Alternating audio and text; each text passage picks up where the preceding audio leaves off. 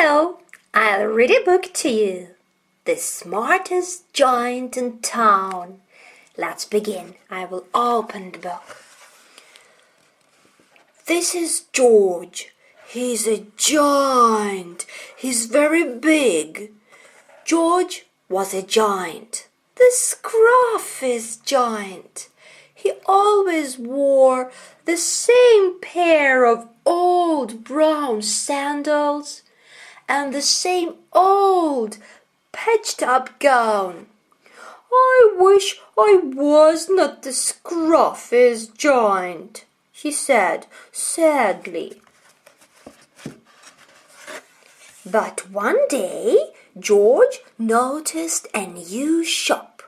It was full of smart clothes. So he bought a smart shirt, a smart pair of trousers, a smart belt, a smart tie, some smart socks, and a pair of smart shiny shoes. "Now I'm the smartest giant," he said proudly. "Look at George. George is so smart. George is not scruffy anymore.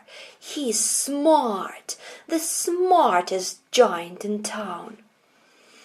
George left his old clothes behind the shop. But he was about to go home when he heard a sound. On the pavement stood a giraffe who was sniffing sadly. "What's the matter?" asked George. "It's my neck," said the giraffe. "It's so very long and so very cold. I wish I had a long, warm scarf." "Cheer up," said George, and he took off his tie. "Look, here George is wearing a tie." But George took off his tie and gave it to the giraffe. George wound it round and round the giraffe's neck. It made a wonderful scarf. "Thank you," said the giraffe. As George strode towards home, he sang to himself, "My tie is a scarf for a cold giraffe, but look me up and down. I'm the smartest giant in town." George came to a river. On a boat stood a goat who was bleating loudly. "What's the matter?" asked George. "It's my sail," said the goat. "It blew away in the storm. I wish I had a strong new sail for my boat. Look, there is no sail. There is no sail on the boat. That's why the goat is so sad." "Cheer up," said George, and he took off his shirt, his new white shirt, and tied it to the mast of the goat's boat. It made a magnificent sail. "Thank you," said the goat. George strode on, stump, stump, stump, singing to himself. "My tie is a scarf for a cold giraffe. My shirt's on a boat has a sail for a goat. But look me up and down. I'm the smartest giant in town." George came to a tiny ruined house. Beside the house stood a white mouse and lots of baby mice. They were all squeaking, squeaking. "What's the matter?" asked George. "It's our house," squeaked the mother mouse. "It burned down. Look, there is fire, fire. The house is on fire. The house burned down. Now we have nowhere to live. The mouse and her babies don't have a house." "Cheer up," said George, and he took off one of his shoes. The mouse and baby mice scrambled inside. The shoe made a perfect home for them. "Thank you," they squeaked. Now George had to hop on one foot, but he didn't mind. As he hopped, he sang to himself.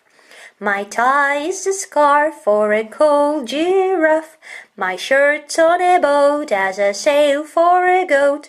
My shoe is a house for a little white mouse. But look me up and down. I'm the smartest giant in town." George came to a campsite. Beside a tent stood a fox who was crying. "What's the matter?" asked George. "It's my sleeping bag. It's my sleeping bag," said the fox. "I dropped it in a puddle. And now look, the sleeping bag is wet. I wish I had a warm, dry sleeping bag."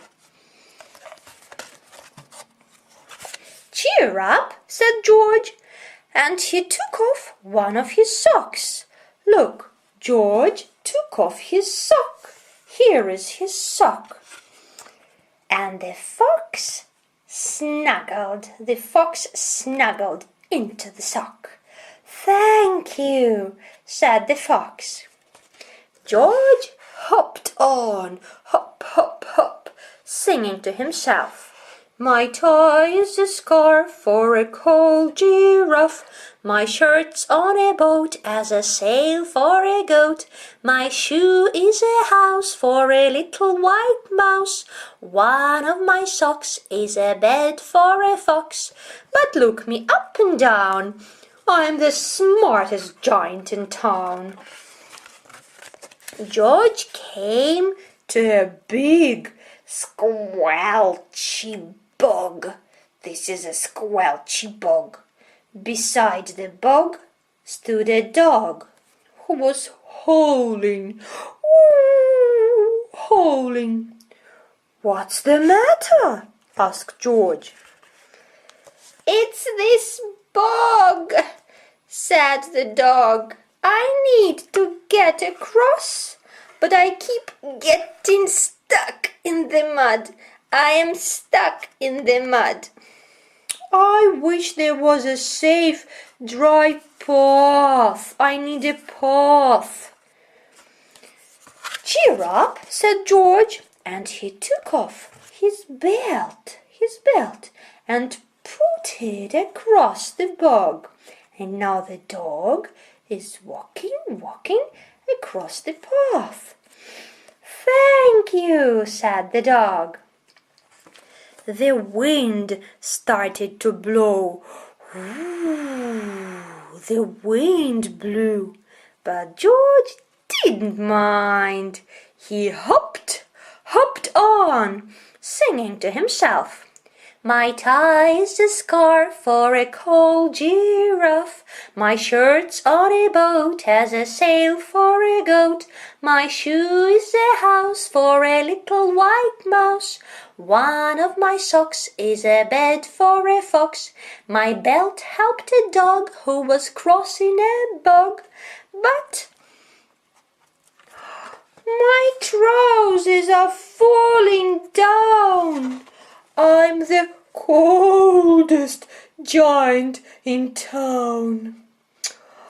George stood on one foot. He felt so sad and shivery and not at all smart. He thought, "I'll have to go back to the shop and buy some more clothes." He turned round and hopped all the way back to the shop. But when he came to the shop, it was closed. "Oh no!" cried George. He sat on the doorstep and a tear ran down his nose. He felt as sad as all the animals he had met on his way home. But then George saw something familiar poking out. Look, his sandals. "My gown!" he yelled. "My dear old gown and sandals!" George put them on, put on the sandals, put on the gown. They felt wonderfully comfortable. "I'm the coziest giant in town," he cried, and he danced back home along the road.